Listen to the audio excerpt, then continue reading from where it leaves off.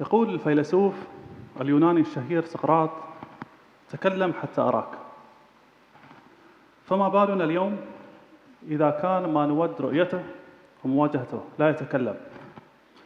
لا يتكلم فحسب، بل يصيح في وجوهنا جميعا ويهددنا كمجتمع دولي وبقوة. لقد بات التغير المناخي التحدي الأهم الذي يواجه البشرية، بما يخلفه من تداعياته على صحة الإنسان والبيئة بشكل عام وعلى المحيطات بشكل خاص، ويحدث أضراراً بليغة في التنوع البيولوجي لكوكبنا. ونحن نعلم جميعاً، وكما أثبت العلم، أن تداعياته تزيد من حدة المخاطر الصحية، من نقص التغذية إلى أمراض الجهاز التنفسي والحساسية والإجهاد الحراري على كافة البشر، وخاصة على فئات كبار السن والنساء والأطفال.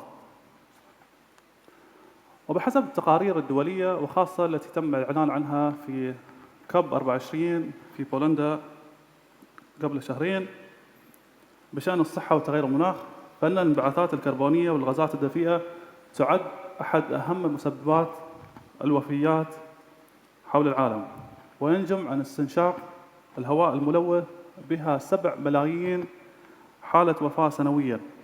ومن المتوقع أن يتسبب تغير المناخ بشكل مباشر في وفاة 250 ألف حالة في الفترة ما بين 2030 و 2050، فضلاً عن أمراض الإجهاد الحراري والأمراض المعوية وانتشار الأوبئة، خاصة بعد الكوارث الطبيعية مثل الملاريا، بالإضافة إلى التسبب في نقص التغذية والمياه الصالحة للشرب. لذا فإن عملنا من أجل المناخ لا يرتبط فقط بحماية البيئة، وإنما إنقاذ وضمان عدم معاناة البشر من الأمراض التي يمكن أن تجنبها بتكثيف وتوحيد جهود العمل من أجل المناخ. الحضور الكريم، على الرغم من ارتفاع حدة تداعيات التغير المناخي، إلا أن الجهود المبذولة عالمياً والتي تلعب دولة الإمارات دوراً بارزاً فيها تساهم في خفض حدة هذه التداعيات، ولكن ما يزال الأمر يحتاج إلى المزيد والمزيد من العمل المشترك. أن الحل الأنجح لمواجهة هذا التحدي وخفض تداعياته والتكيف معها يكمن في توحيد جهودنا وتسريع وتيرتها لنصل إلى حلول مبتكرة قابلة للتنفيذ على المدى القريب نلتزم كمجتمع دولي بتطبيقه. وهذا ما نعمل عليه من خلال منتدى تغير المناخ في دورته الحالية، مركزين على الصحة العامة للبشر والمحيطات وتأثير هذا التغير عليهما. الحضور الكريم، عندما ننظر إلى المحيطات والتي دأبت لآلاف السنين على تزويد البشرية بالعديد من الفوائد، نرى أنها أيضاً تحت ضغط كبير نتيجة لتدمير الموائل الطبيعية والصيد الجائر والتلوث وتداعيات التغير المناخي. وعلى سبيل المثال، أن الشعاب المرجانية والتي تمثل موئلاً طبيعياً ل25% من الأنواع البحرية في كوكبنا، وتشكل سبباً رئيسياً لدخل ما يقارب 100 مليون شخص حول العالم يعملون في مجالات السياحة والصيد، تواجه خطر الاختفاء التدريجي بسبب ارتفاع درجة الحرارة، ويتوقع أن يفقد الحيد المرجاني العظيم في أستراليا 95% من شعابه بحلول عام 2050. وهنا في دولة الإمارات كانت وما تزال البيئة البحرية قيمة أصيلة في تراثنا وفي نهضتنا وتقدمنا كشعب يعيش في منطقة صحراوية شحيحة من مصادر الماء العذب. اعتمد أسلافنا بشكل رئيسي على الصيد من أجل البقاء، وكان الغوص لجمع اللؤلؤ عنصر أساسيا للدخل.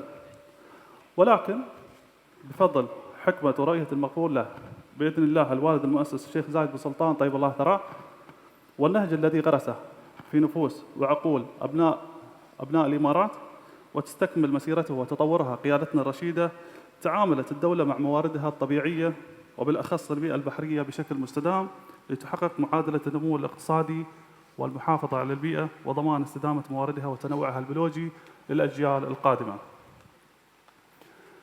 إن التباطؤ في التفاعل مع تداعيات وتأثيرات التغير المناخي السلبية على المحيطات يلعب دورا مهما في فقد نسبة كبيرة من التنوع البيولوجي لهذه البيئة الغنية، الأمر الذي يشكل تهديدا واضحا للبشرية، خصوصا إذا أدركنا أن هناك ما يزيد عن 600 مليون شخص حول العالم يعيشون ويعتمدون على المحيطات.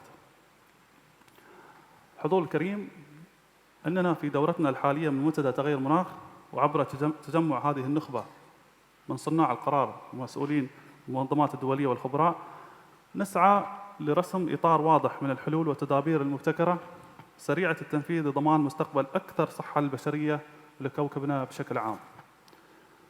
جميع الحضور في هذه القاعة اليوم لديهم دور أساسي في خفض حدة تداعيات التغير المناخي وتأثيرها على الصحة العامة، وأنا على ثقة أن تجمعنا اليوم تحت مظلة المنتدى والقمة العالمية للحكومات التي باتت منصة عالمية لاستشراف المستقبل سنتمكن من توحيد وتكثيف الجهود لحماية كوكبنا وحماية تنوعنا البيولوجي في دولتنا الحبيبة. الحضور الكريم، أن سعينا الجاد عبر المنتدى لاتخاذ خطوات فعالة يمكن أن تمثل تمهيداً بناءً لما سيتم طرحه خلال قمة الأمم المتحدة للمناخ والتي ستعقد في نيويورك سبتمبر المقبل. وبهذه المناسبة أود أن أعرب عن سعادتي وفخري لاستضافة دولة الإمارات في يونيو المقبل لاجتماع التحضيري لقمة المناخ بهدف تجهيز وتشكيل المبادرات وتحديد الأولويات والتدابير اللازمة للعمل من أجل المناخ والتي يمكن الإعلان عنها وطرحها خلال القمة. وأخيراً وليس آخراً، دعونا نشاهد سوياً مقطع فيديو يسلط الضوء على أهمية المحيطات. وبعد المقطع أدعو صديقي وهاريسون فورد نائب رئيس منظمة الحفظ الدولية ليطلعنا على رؤيته المخاطر التي تواجه صحة المحيطات بسبب التغير المناخ. شكراً لكم على حسن الاستماع.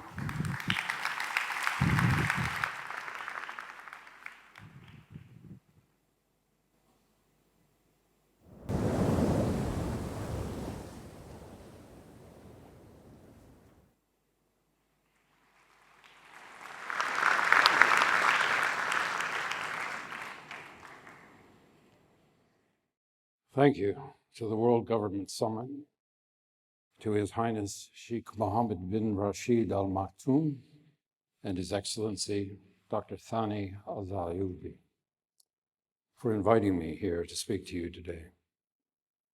There are many differences among us, but what's more important is what we have in common. We are animals, human animals. Humans have unique attributes. We make tools. We have big brains that we can do good things with. But as well, we are the only member of the animal kingdom whose behavior, whose hubris can destroy the planet. We are not above nature. We are a part of nature. If we can develop the political will, the conscience, the commitment to save them, healthy, intact, natural systems will provide the air we breathe, the fresh water we drink and use to grow our food, the healthy soils and pollinators our crops require, and the bounty of the oceans. But all these free services of nature are threatened, all of them, by what we're doing to our planet, by climate change. You would think that the world would feel compelled to take action, meaningful action, by what the consensus of science tells us about the threat of climate change. But around the world, elements of leadership, including in my own country, to preserve their stake in the status quo, deny or denigrate science. They are on the wrong side of history. Sound science must guide us. To ask governments, businesses, communities to act, to change behavior, to invest in the environment and our future. We need science. Enlightened modern conservation started on land. We've created national parks, beautiful places to help people connect with nature. We've saved forests that capture and store carbon from greenhouse gas emissions. We've developed good science, and we've made good progress in protection of species, in saving critical biodiversity, fresh water and food security, in human health. We've done a lot, but we need to do much, much more. When it comes to oceans, the oceans that cover 71% of the planet, our efforts have been woefully inadequate. Our oceans capture carbon from the atmosphere. Their great depth and volume trap heat and moderate our climate. Plankton that drift in the ocean, seagrass beds, and mangroves like you see off the coast of the UAE, coral, and even fish capture carbon. Mangroves capture up to 10 times more carbon than tropical forests. Just by ending the destruction of existing mangroves, we can reduce global carbon emissions by 6%, the equivalent of France or the United Kingdom going carbon neutral. More than 3 billion people survive on fish. Half of all wild-caught fish come from subsistence fishing by people who rely on fishing as their only available source of protein. Much of our planet's populations are clustered near coastlines. 75% of our biggest cities are on the ocean's coastline. New York, Hong Kong, Los Angeles, Dubai, Abu Dhabi.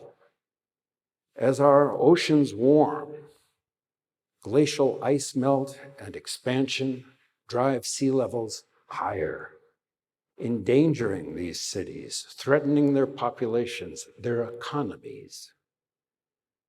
Some island nations will cease to exist. Where will their people go? As global warming increases ocean's temperature, more water vapor is released into the atmosphere, fueling weather that's more violent than we've ever seen and influencing weather patterns globally that are unpredictable and unprecedented. And we've learned that the ocean is actually warming 40% faster than we anticipated.